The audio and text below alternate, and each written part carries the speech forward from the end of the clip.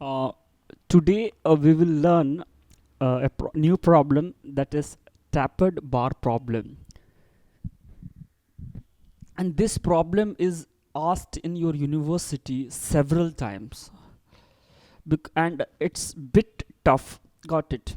Because this is a tapered problem and you need to convert it to another model. First we will read the problem statement, which will be using thickness is 10 mm, which you have to remember. Thickness is given 10 mm, which we will be using for finding out area.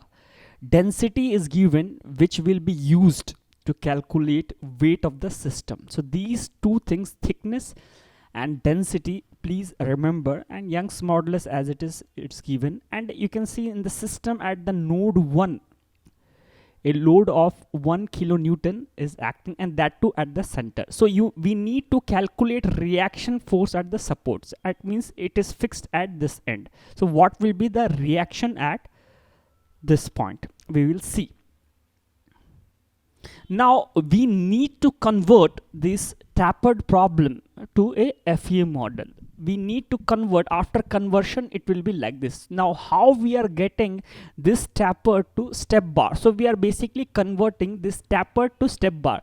The reason we are converting, see here cross section is varying, so you cannot exactly calculate, but here it is easier to formulate the model. That's why we had convert the tapered bar to a FEA model.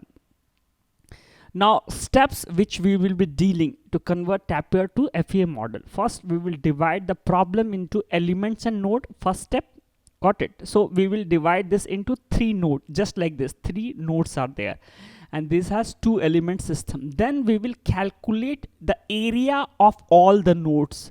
What is the area of all the nodes? This will be the second step. And third step, we will calculate the area of each element. So first step we will do, first to divide the problem into elements and nodes, then we will calculate the area of all the nodes. Now what we have done here, you can see here, this is my node 1, this is my node 2, and this is my node 3. Got it? So we divided into nodes. Then area of the cross section at node 1. You can see, as I told earlier, this part is 80 mm. It is already given in the problem. Got it? And thickness, as I told earlier, it is 10 mm. So when you multiply, you will get area. Area is equal to 80 into 10, that is 800 mm square. Similarly, area of cross section at node 3. It is also given in the problem, that is 40. You can see here it is 40 given, and thickness it is already given, that is 10. So 40 into 10, it is 400 mm square. Now to calculate the node at the middle, what we will do, we will take the average of this. So the area of the middle node is equal to area of node 1 plus area of node 3 divided by 2. So we got 600 mm square. So now we have area of all the 3 nodes. Now we need to calculate the area of the element of the system. So this is what we got: area of node 1, that is 800 mm square, area of node 2, that is 600 mm square, area of node 3, that is 400 mm square. Now this just now, yeah. So so if we got area,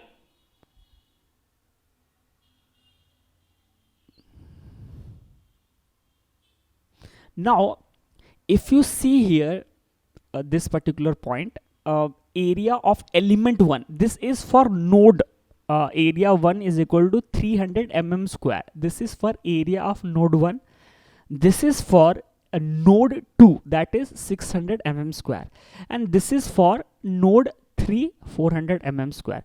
Now we need to calculate for element, that means this element and this element. So what we will do here, area of element 1, that is equal to this plus this A1 node plus A2 node divided by 2. So 800 plus 600 by 2, that is 1400.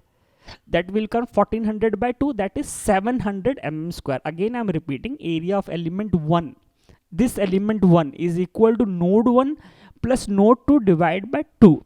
So we are getting 700 mm square. Now 700 mm square can be written as 70 into 10. It must be the multiple of 10 mm. The reason is the thickness is 10 mm. So we are getting 70 into 10. So that's why I've written 70 here. Got it? No issue in that. Similarly, for this element 2, what we will do, area of node 2 is 600 plus area of node 3 is 400 mm square. So we will take the average. Area of element 2 is equal to 600 plus 400 by 2, that is 500 mm square. Now it should be in a multiple of 10. The reason it is in multiple of 10, because my thickness is 10 mm. Got it? So it can be written into 50 into 10. So you can see here, this tapered problem has been converted to a stepped bar problem. Got it? How it has converted? By this way. So this length is 70 and this length is 50. So we have converted successfully the tapered problem to FEA model. Now it is easier for us to solve the problem. This is just the revision.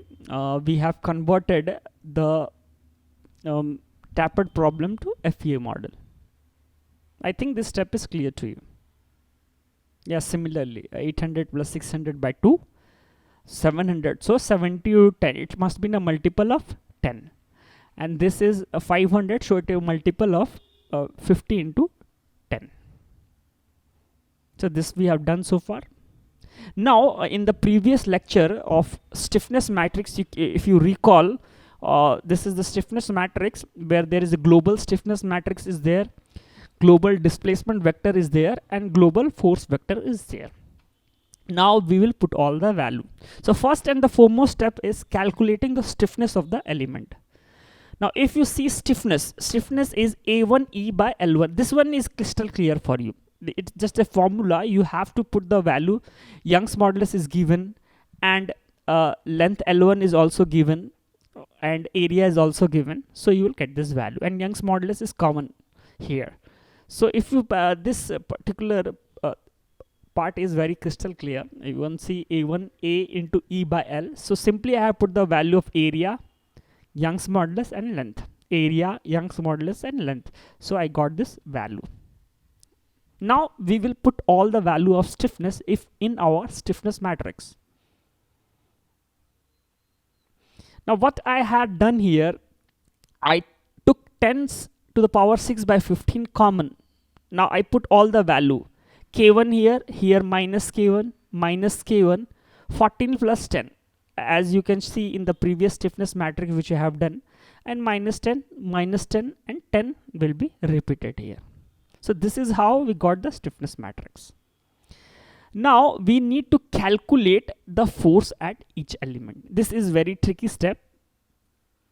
Now weight 1 is equal to area 1 into length 1 into density into gravity. Now area is 700 mm square, we know. Length is 150 mm, we calculated. And weight 2 also we will calculate same, area to L2 rho g. So this is 500 mm square which we have calculated. Length is also 150 mm which we have calculated. And density is given in the problem 7800 kg per meter cube. You can convert according to your convenience, a millimeter or meter. That is a secondary issue. So if I put all the value of area, length, density, and gravity, you can compute in your calculator. You will get 8.034. Similarly, if you calculate for W2, you will get 5.73 Newton. So we have successfully calculated weight for no, it is here it should be element, not node. Yeah. So for element 1 we have calculated, and weight 2, not for node. This is for element. Got it? Don't get confused. Now, so this is so far we have done. Now this is the most important step. Now see, the element is divided in this element 1 is shared by node 1, node 2. This element 2 is shared by node 2 and 3. Again I am repeating, this is my element. It is shared by both 1 and 2, and this is being shared by both of this. So it will be divided. That means the force F1 at node 1, please pay attention, F1 at node 1 is equal to whatever weight we got, W1 by 2. Got it? That's why I've written 8.034 by 2. Got it? F1. Now we will talk about 3. 2 I will explain. First you see F3. F3 is being shared by node 2 and node 3. So F3 is equal to W2 by 2. F3 is equal to W2 by 2 because this node is shared by, this element is shared by both the nodes. That's why I've written W2 by 2. That is 5.739 by 2. So we got this. Now F2. F2 is a boundary line. So it is shared by 1, 2 and plus a force of 1000 Newton is acting. Now P is the load which was given in the problem. Again I'm repeating. See, if you can recall, P was the force which is acting on the node 2. So this is 1000. Got it? 1000 plus W1 by 2, that is 4.017 plus W2, that is 2.870. If you put all the value, you will get this value. So this particular part is very difficult part. So we got all the forces here. Now we will equate our mat system to everything. Now if you see, the upper node is fixed. Got it? The upper node is fixed. So we will equate it to 0 and we will put all the value. So this is the just like the previous one, only one 0 we have put because the upper part is fixed, and F1, F2 and F3 value which we got previously we have put it here. Hope this step is also clear to you.